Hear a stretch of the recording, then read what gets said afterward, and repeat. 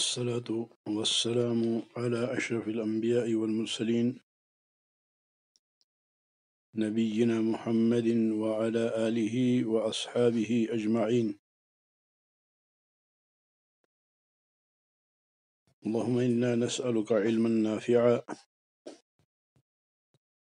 وعملا متقبلا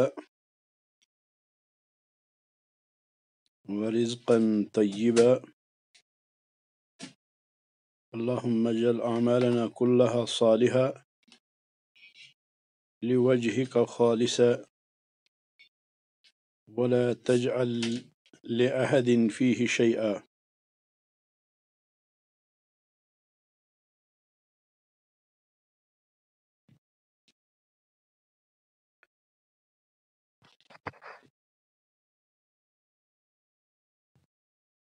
شیخ محمد بن عبد الوہاب رحمۃ اللہ علیہ فرماتے ہیں: اذا عرفت ما ذکرت لك معرفة قلب، جب آپ اس بات کو جان جائیں گے جو بات میں نے آپ سے کہی دل سے،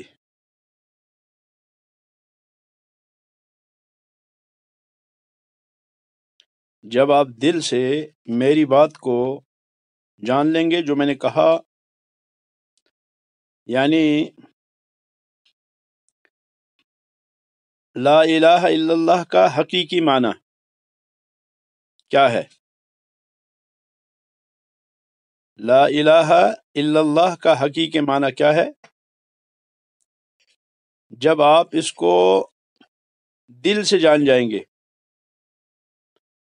جب آپ کو یہ پتہ چلے گا کہ لا الہ الا اللہ کا معنی جو ہے وہ ہے لا معبود حق الا اللہ، کہ معبود برحق نہیں ہے کوئی اللہ کے بغیر، یہ لا الہ الا اللہ کا معنی ہے۔ اور یہ کہ لا الہ الا اللہ کا معنی یہ نہیں کہ لا قادر علی الاختراع الا اللہ، کہ اللہ رب العالمین کے علاوہ کوئی ایجاد کرنے پر قادر نہیں، اور یہ کہ لا الہ الا اللہ کے معنی لا خالق الا اللہ نہیں،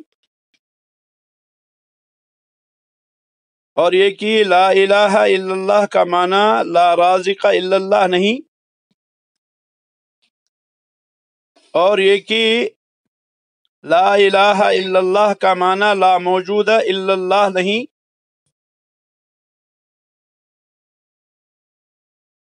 اور یہ کہ لا الہ الا اللہ کا معنی وہ نہیں جو فلسفی لوگ کہتے ہیں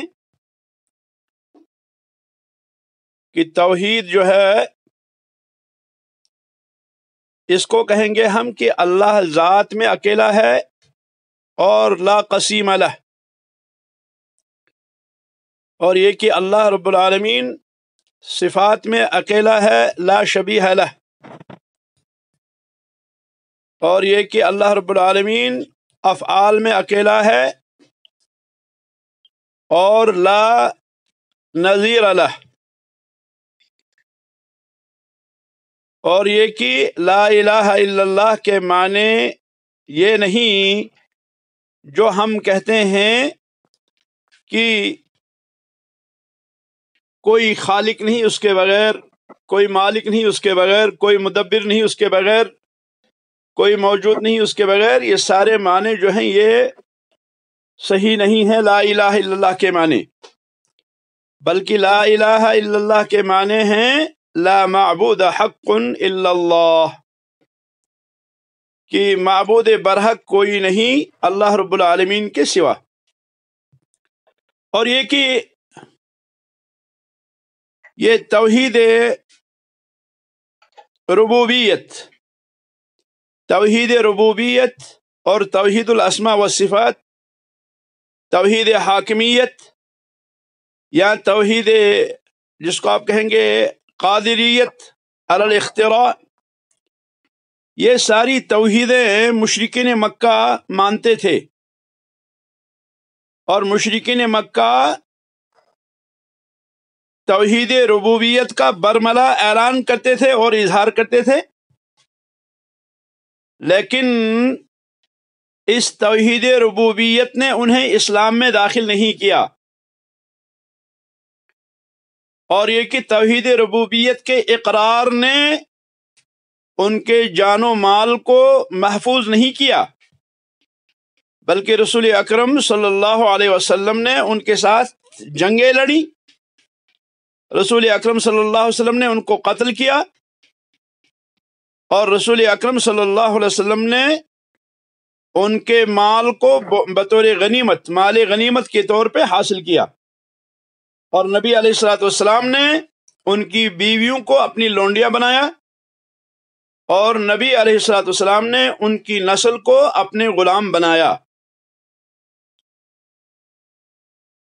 تو اس توحید ربوبیت کے اقرار نے کہ جس کی گواہی اللہ نے خود دی،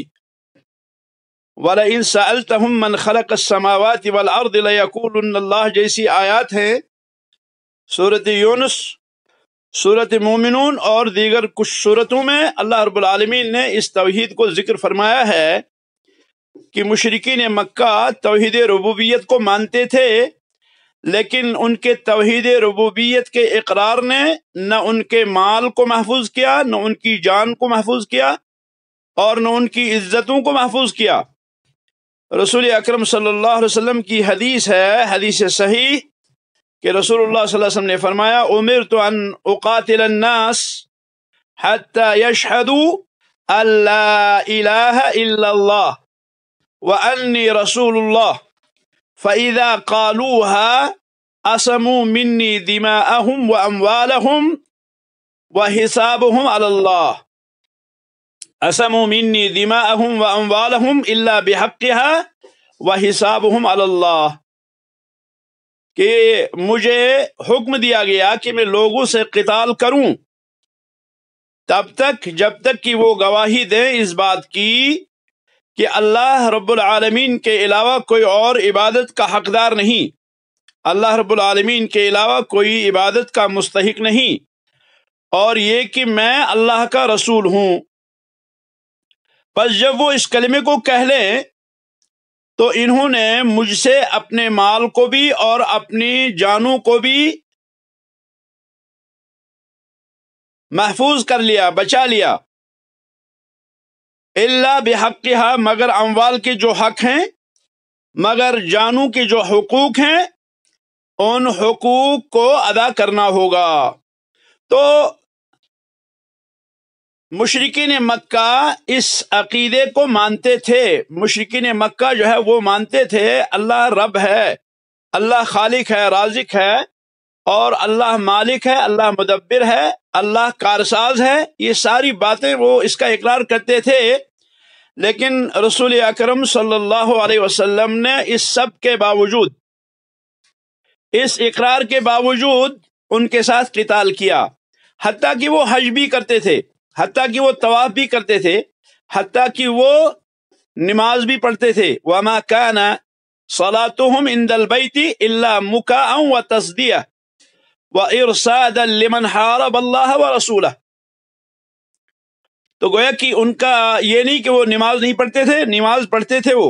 یہ نہیں کہ وہ حج نہیں کرتے تھے، نہیں وہ حج کرتے تھے، یہ نہیں کہ وہ اللہ رب العالمین کو جو ہے خالق نہیں مانتے تھے، نہیں، بلکہ وہ مانتے تھے، لیکن اس کے باوجود بھی اس ماننے نے، اس اقرار نے، توحید ربوبیت کے اس اقرار نے انہیں اسلام میں داخل نہیں کیا، بلکہ جو مطالبہ کیا وہ یہ تھا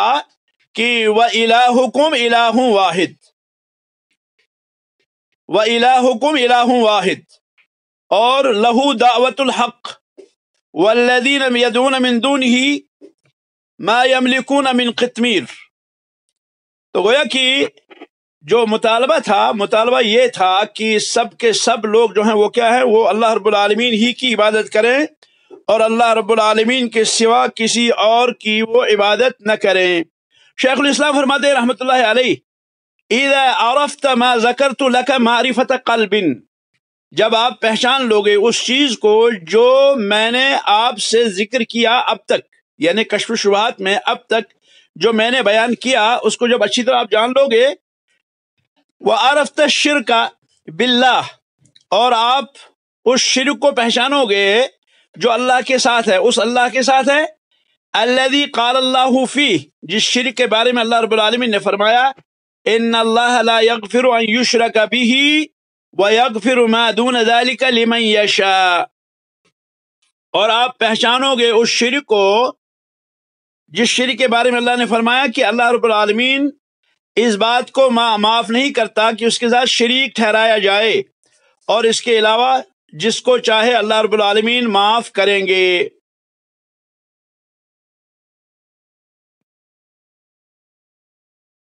جیسا کہ آپ جانتے ہیں کہ شرک کہتے ہیں عبادت غیر اللہ معہ، اللہ کے ساتھ کسی اور کی عبادت کرنا، یہ ہے شرک کی تعریف۔ جیسے توحید یہ ہے کہ افراد اللہ بالعبادہ، اسی طرح سے شرک کی تعریف ہے کہ عبادت غیر اللہ معہ، اللہ کے علاوہ کسی اور کی عبادت کرنا۔ یہ جو آیت کریمہ ہے، ان اللہ لا یغفر ان یشرک بہ ویغفر ما دون ذلک لمن یشاء ومن یشرک باللہ فقد ضل ضلالا بعیدا، اس آیت کریمہ کے بارے میں اہل علم کہتے ہیں کہ کیا یہ تمام شرک کی اقسام کو شامل ہے، یا کہ یہ خاص ہے شرک اکبر کے لیے، خاص شرک اکبر اس میں مراد ہے، یا کہ یہ تمام شرک کی اقسام کو، یعنی شرک اصغر وغیرہ سب کو شامل ہے؟ کچھ علماء کہتے ہیں کہ یہ ہر شرک کو شامل ہے، چاہے وہ شرک اصغر ہی کیوں نہ ہو۔ شرک اصغر کی مثال دیتے ہیں، جیسے اللہ کے علاوہ کسی اور کی قسم کھانا، تو بے شک کہ اللہ رب العالمین اس کو بھی معاف نہیں کرے گا اگر یہ توبہ کے بغیر مر گیا۔ اور بعض علماء کہتے ہیں کہ یہ خاص ہے شرک اکبر سے، اور شرک اکبر ہی وہ ہے کہ جو اللہ رب العالمین توبہ کے بغیر معاف نہیں کرے گا۔ شیخ الاسلام ابن تیمیہ رحمۃ اللہ علیہ کبھی کہتے ہیں کہ اس سے مراد شرک اصغر ہے، اور کبھی کہتے ہیں اس سے مراد شرک اکبر ہے۔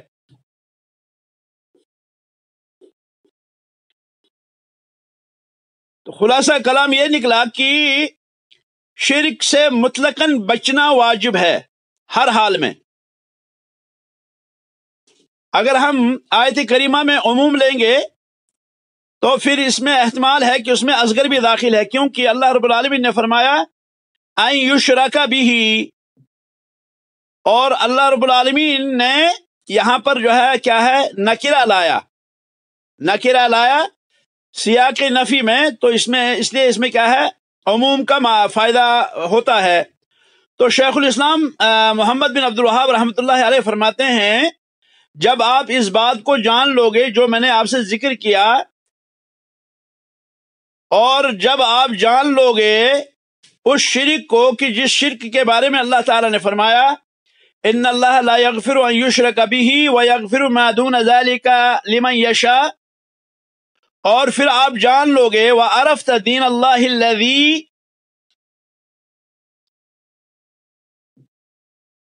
ارسل بہ الرسل من اولہم الى آخرہم، کہ اللہ رب العالمین نے جس چیز کے ساتھ پیغمبروں کو شروع سے لے کے آخر تک مبعوث فرمایا، جس دین کو دے کر اللہ رب العالمین نے انبیاء کو شروع سے لے کے آخر تک مبعوث فرمایا،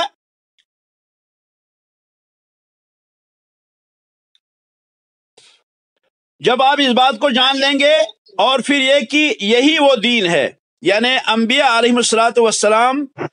کو جو دین اللہ تعالی نے دیا، اور جو دین توحید کی دعوت اور شرک سے ممانعت پر مشتمل ہے، اس دین کے بغیر کوئی اور دین اللہ رب العالمین قبول نہیں کریں گے۔ جب آپ اس بات کو بھی جان لیں گے، یعنی پہلے آپ توحید کو جانیں گے، اس کے بعد آپ شرک کو جانیں گے، اور اسی طرح سے آپ یہ بھی جانیں گے کہ اللہ رب العالمین نے سارے انبیاء علیہ الصلوۃ والسلام کو یہی دین دے کر مبعوث فرمایا، شروع سے لے کے آخر تک۔ ما لکم من الہ غیرہ، ہر پیغمبر نے کہا ما لکم من الہ غیرہ۔ اور پھر آپ دیکھیں گے، کہتے ہیں وَعَرَفْتَ أَنَّ مَا أَصْبَحَ غَالِبُ النَّاسِ فِيهِ مِنَ الْجَهْلِ بِهَذَا، اور جب آپ اس بات کو بھی جانیں گے کہ آج لوگ اکثر اس سے غافل ہیں، یعنی آج جو لوگ ہیں وہ اکثر غالب ہیں اس بات سے، اکثر لوگوں کو پتہ نہیں ہے کہ وہ توحید کون سا ہے، وہ دین کون سا ہے جس دین کے ذریعے اللہ رب العالمین نے انبیاء علیہ الصلوۃ والسلام کو مبعوث فرمایا۔ اس سے لوگ جو ہیں وہ کیا ہے، وہ غافل ہیں۔ کہتے ہیں جب آپ اس بات کو جان لیں گے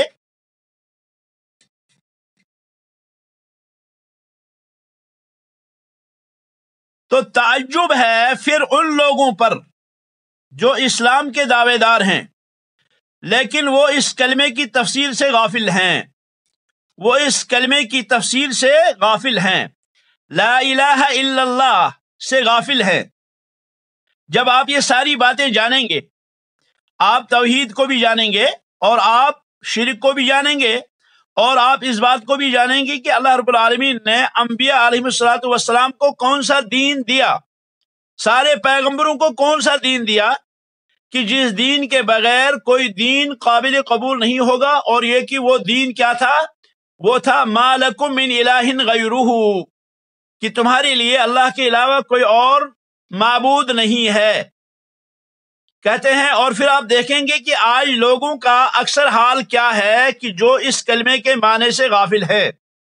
اس سے آپ کو افادہ کا فائدتین، اس سے آپ کو دو فائدے ہوں گے، اس تقریر سے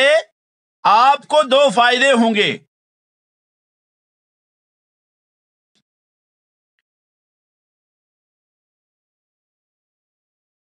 کیا دو فائدے ہوں گے؟ الاول الفرح بفضل اللہ ورحمتہ، آپ اللہ کے فضل اور اللہ کی رحمت سے خوش ہوں گے۔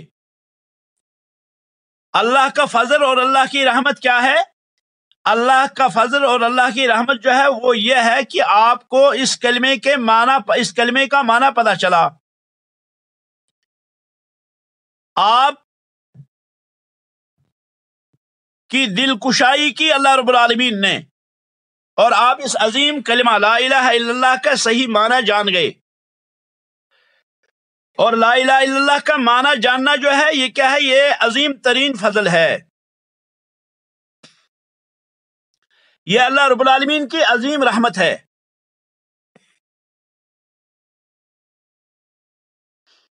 اور اس کی دلیل شیخ نے یہاں بیان فرمائی، قل بفضل اللہ وبرحمتہ فبذلک فلیفرحوا، قل بفضل اللہ ورحمتہ، آپ فرمائیں بفضل اللہ ورحمتہ، اللہ کے فضل اور اللہ کی رحمت پر، فبذلک فلیفرحوا، اس پہ لوگوں کو خوش ہونا چاہیے، هو خیر مما یجمعون، یہ بہتر ہے اس سارے سے جو لوگ جمع کرتے ہیں۔ سورہ یونس آیت نمبر 58، سورۃ یونس آیت نمبر 58۔ تو اس آیت کریمہ میں اللہ رب العالمین نے فرمایا کہ اللہ کی رحمت اور اللہ کے فضل پہ لوگوں کو خوش ہونا چاہیے۔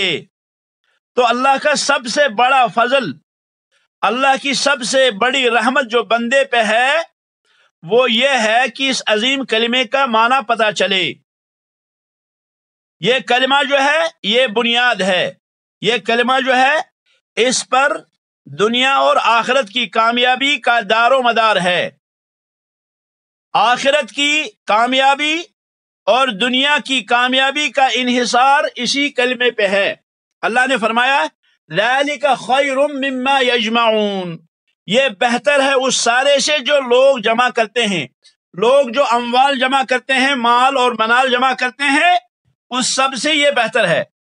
جیسے حدیث کے اندر آتا ہے، صحیح حدیث صحیح میں ہے کہ فجر کی 2 رکعت، فجر کی 2 سنتیں خیر من الدنیا وما فیہا، یہ دنیا اور دنیا میں جو کچھ ہے اس سب سے بہتر ہے۔ اگر انسان کو احساس ہو، اگر انسان اس کے احساس کو جان سکے، اگر انسان کے اندر فجر کی سنتوں کی اہمیت بیٹھ جائے تو یہ کیا ہے؟ نبی علیہ السلام نے فرمایا، صادق المصدوق پیغمبر نے فرمایا، محمد الرسول اللہ صلی اللہ علیہ وسلم نے فرمایا، خیر، یہ رکعت الفجر خیر من الدنیا وما فیہا، کہ فجر کی 2 سنتیں دنیا سے، دنیا میں جو کچھ ہے، دنیا سے اور دنیا میں جو کچھ ہے اس سب سے بہتر ہے۔ ایسے ہی اللہ تعالیٰ نے یہاں پہ فرمایا فَفِي ذَلِكَ فَلْيَفْرَحُوا، اللہ کے فضل اور اللہ کی رحمت سے لوگوں کو خوش ہونا چاہیے۔ تو اللہ کا فضل بہت بڑا ہے بندے پر، کہ اللہ رب العالمین نے بندے کو پیدا کیا اور پھر اپنی پہچان دی اللہ نے بندے کو۔ اللہ رب العالمین کا بندے پہ بہت بڑا فضل اور احسان ہے کہ اللہ رب العالمین نے بغیر کسی مشورے کے، بغیر کسی رائے کے، بغیر کسی اور وزیر مشیر وغیرہ کے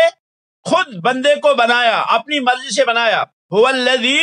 یصورکم فی الارحام کیف یشاء،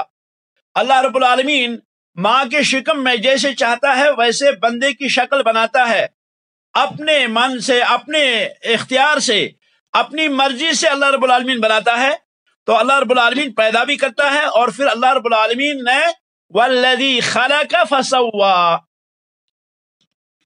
آدمی کو پیدا کیا اور برابر سرابر پیدا کیا۔ والذی قدر فہدی، اور اللہ رب العالمین نے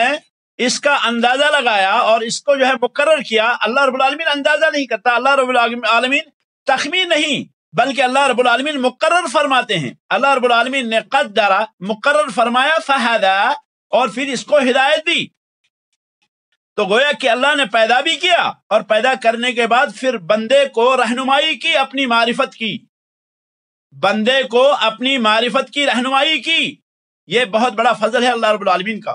یہ اللہ رب العالمین کی بہت بڑی رحمت ہے۔ سلف میں سے بعض علماء کہتے ہیں مساکین اہل الدنیا، مساکین اہل الدنیا، دنیا والے سارے کے سارے مسکین ہیں،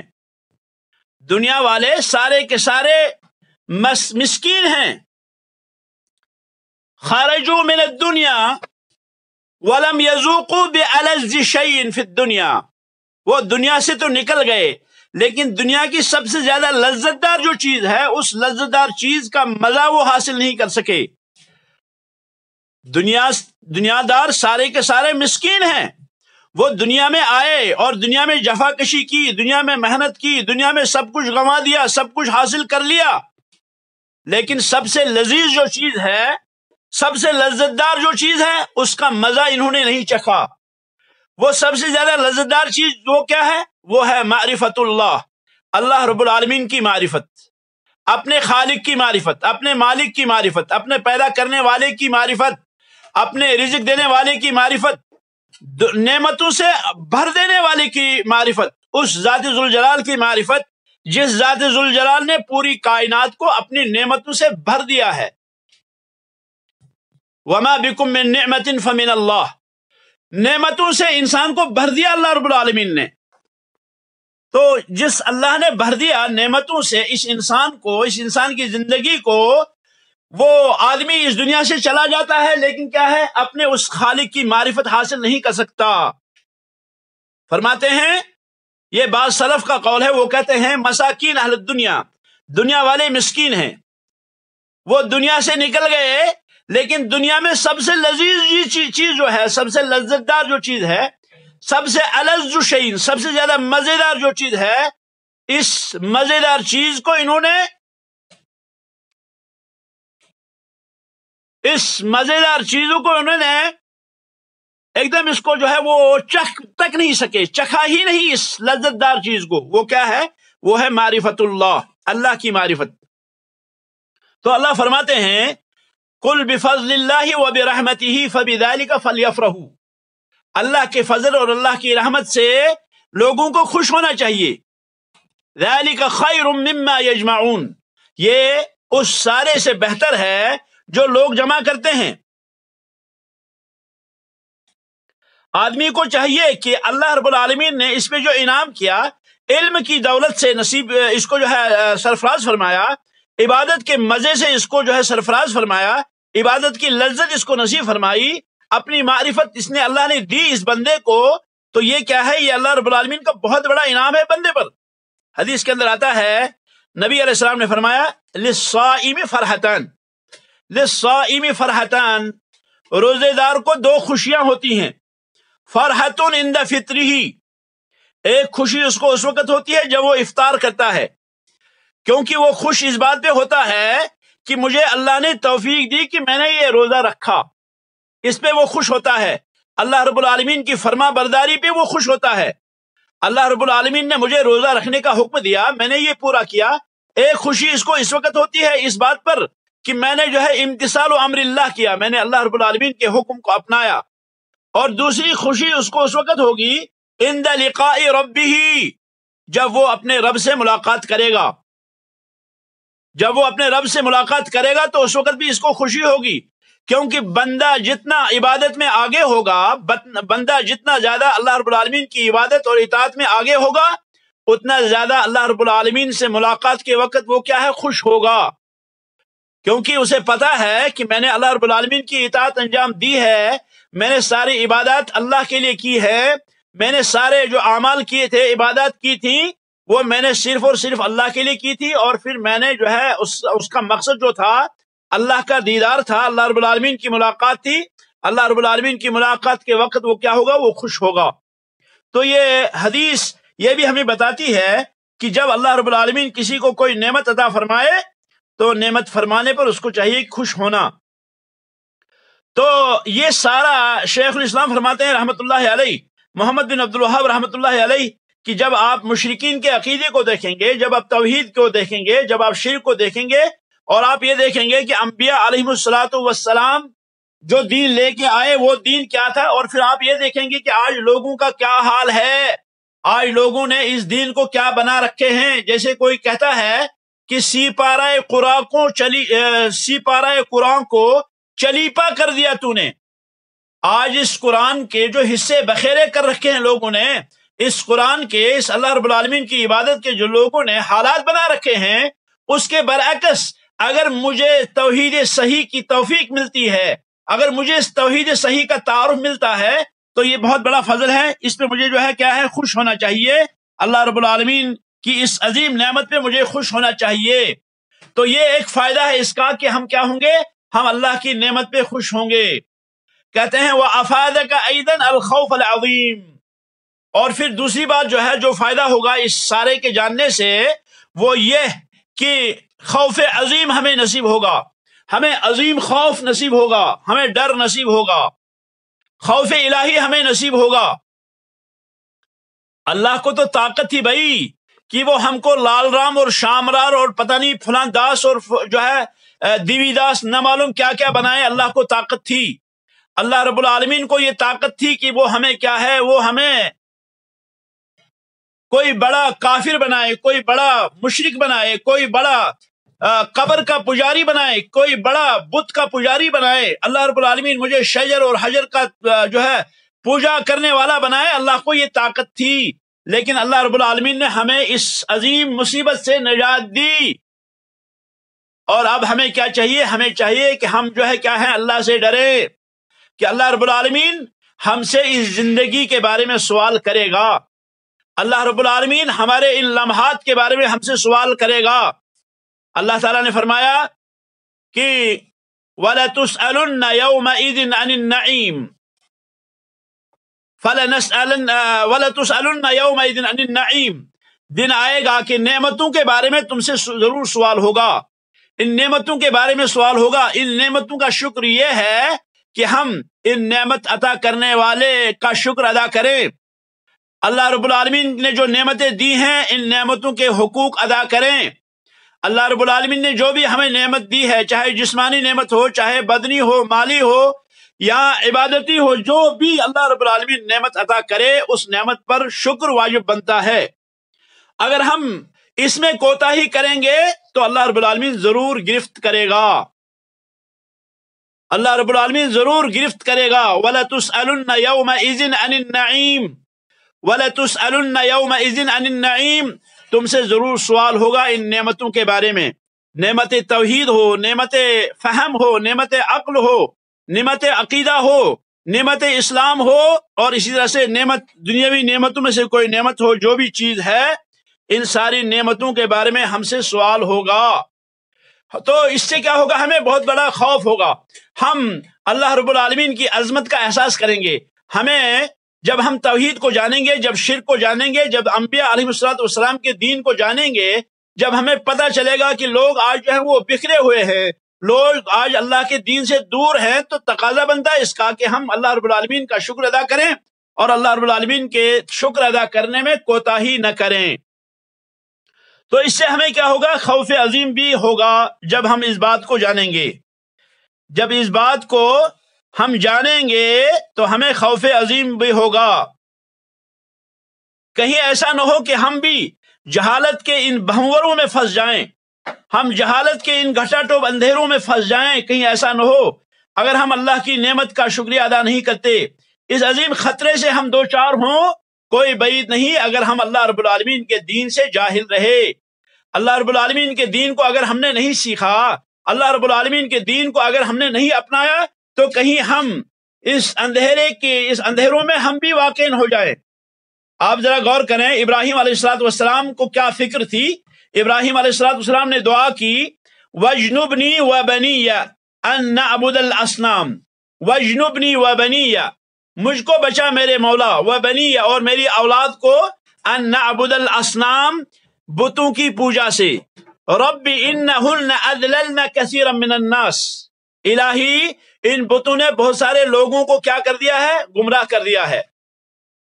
اللہ بچائے، آج ایسا ہی ہوتا ہے، اگر کسی محلے کے اندر کوئی ماں کوئی بہن کسی درگاہ پہ جاتی ہے تو پھر دوسری بہنیں، دوسری مائیں اور دوسری بیٹیاں وہ بھی کہتی ہیں ہم بھی جائیں گی۔ دیکھا دیکھی یہ نہیں دیکھتی کہ کیا اللہ نے یہ کہا ہے، کیا رسول اکرم صلی اللہ علیہ وسلم نے ایسا کہا ہے، کیا عورت کا کسی درگاہ پہ جانا جائز ہے؟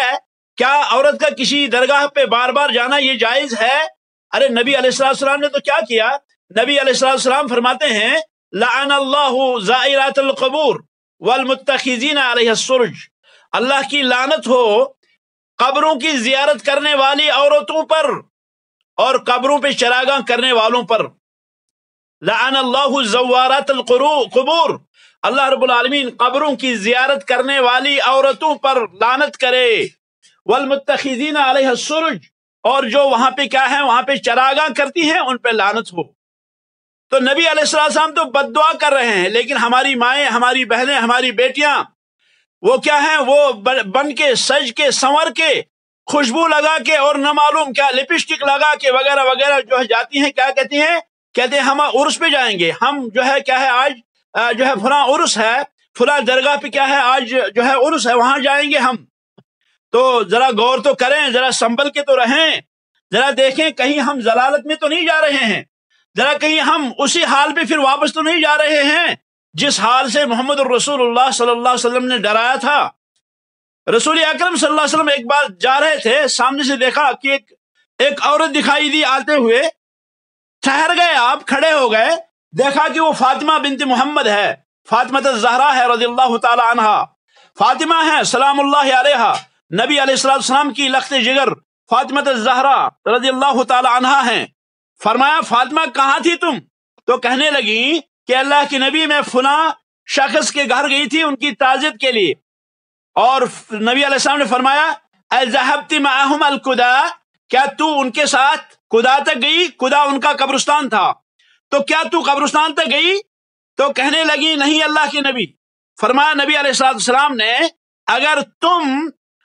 تم قبرستان تک جاتی تو تم جنت میں نہیں جاتی یہاں تک کہ تیرے والد کا دادا جنت میں نہ جاتا. یعنی عبد المطلب جو نبی علیہ السلام کے دادا تھے، جو دین شرک پہ انتقال جن کا ہوا، تو وہ جو ہے جنت میں جیسے نہیں جائیں گے ایسے تو بھی جنت میں نہیں جا سکتی تھی. اگر تو قبرستان جاتی تو گویا کہ یہ کیا ہے، یہ جہالت ہے، یہ نری جہالت ہے.